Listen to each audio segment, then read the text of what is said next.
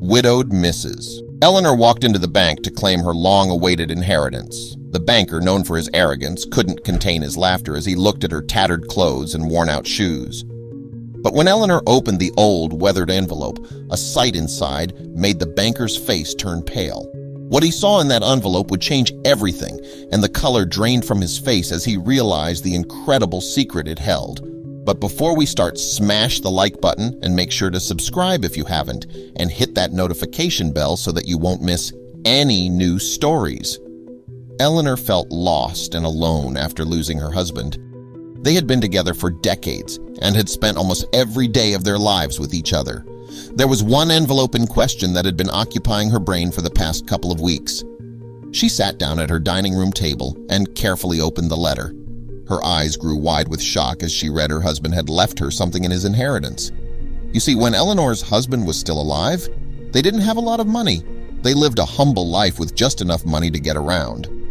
So when her husband passed, Eleanor figured there wouldn't be much to pass on to her, as they had always shared a bank account and she knew how much money was on there.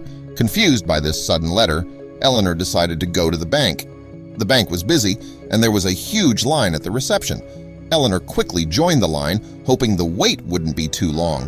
Her legs weren't the youngest anymore, and she didn't bring her cane with her. Minutes ticked by and the line wasn't getting shorter. Eleanor curiously looked past the people in front and was shocked to see the reason why. The banker was simply too busy with his phone. He wasn't paying any attention to the people in line. Slowly, people began to spread up, moving to other lines that did move. Eleanor was now second in line, and when the person in front of her also failed to get the banker's attention, they walked away as well.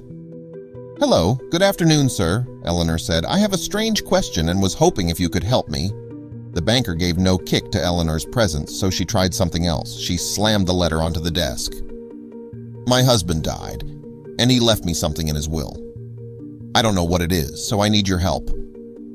Now, the banker suddenly looked up from his phone. His eyes scanned Eleanor from top to bottom, and a smirk began to form on his face. "What is it?" Eleanor asked. Now the banker really began to laugh. "I'm sorry," he laughed, "but I'm sure whatever your husband left you isn't worth your time, and it sure isn't worth my time. Go home." Eleanor felt her blood boil. "I can get you fired, you know," she said while sternly keeping eye contact with the banker. The banker sighed. "Fine, I'll see what I can do." He picked the letter up and began to read. Eleanor watched as his facial expression changed while reading the handwritten note her husband had written for her. "Please wait over there," the banker said, as he pointed Eleanor to an area with couches and magazines. "I'll have to look in the back for you. It will take a moment." Eleanor nodded. "Thank you," she said, with a kind smile on her face. They were all patiently waiting, but as time ticked by, they all got their turn. Eleanor spotted the banker, Mr. Hadley, through the glass wall, his hands trembling as they held what Eleanor immediately recognized as her own letter, the blue tint of the paper unmistakable, looking worried. His shock told Eleanor that her husband had left her something big and the banker didn't know how to handle it. Her mind raced with questions. What could be so important that it required such immediate attention? Walking through the bank's back offices, Eleanor heard snippets of hushed voices. "Must be handled delicately," one said. Another, "Are the papers in order?" She felt like she was in a maze, surrounded by secrets on all sides. The bank manager approached, having noticed her earlier distress. "Can I help?" he asked with a gentle concern. Eleanor was surprised. The manager's offer felt like a lifeline.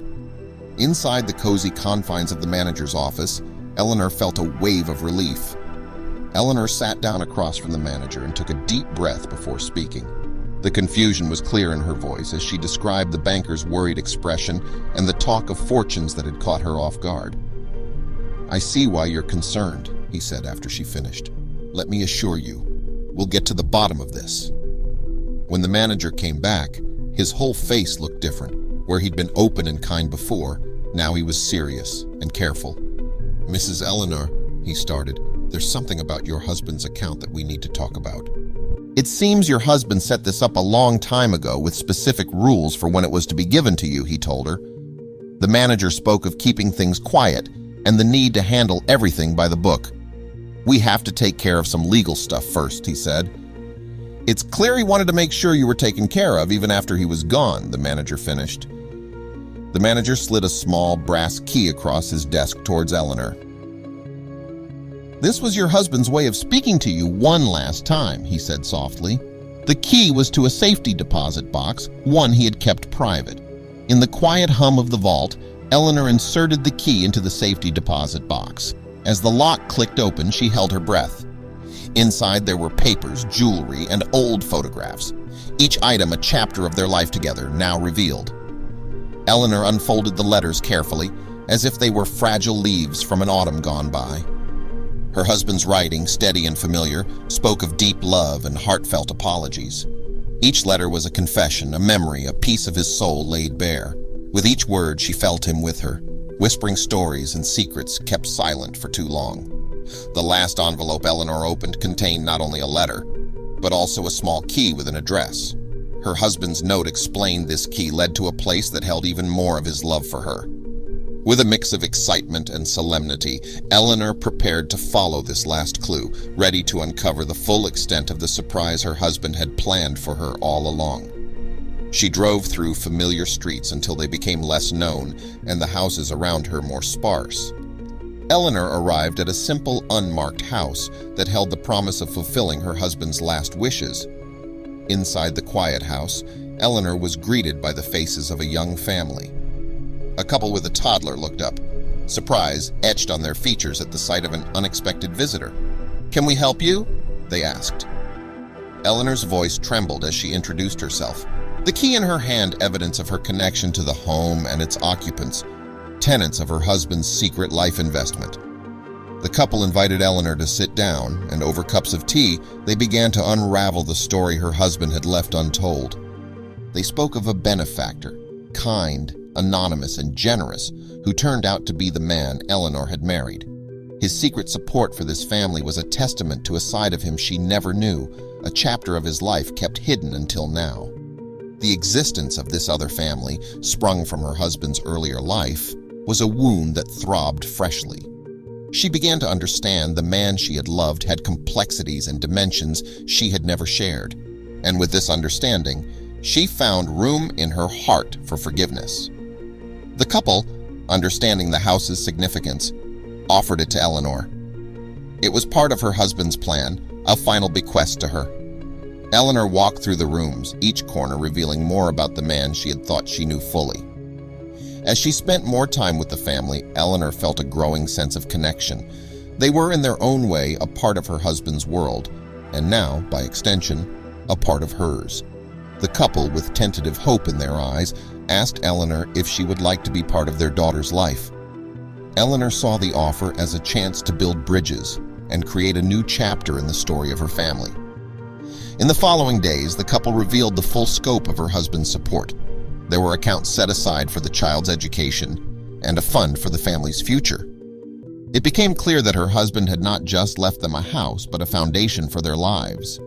Eleanor was moved by the depth of his care and foresight, his legacy a lasting shelter for those he loved. Inspired by her late husband's secret generosity, Eleanor decided to start a charity. It would be a continuation of the kindness he had extended to the family he had loved from afar. The charity would help others, spreading the good he had done, a living memorial to the man whose love was as deep as it was complex. The more Eleanor planned for the charity, the more she understood the true measure of wealth. It wasn't in the balance of a bank account, but in the lives touched and improved by generosity.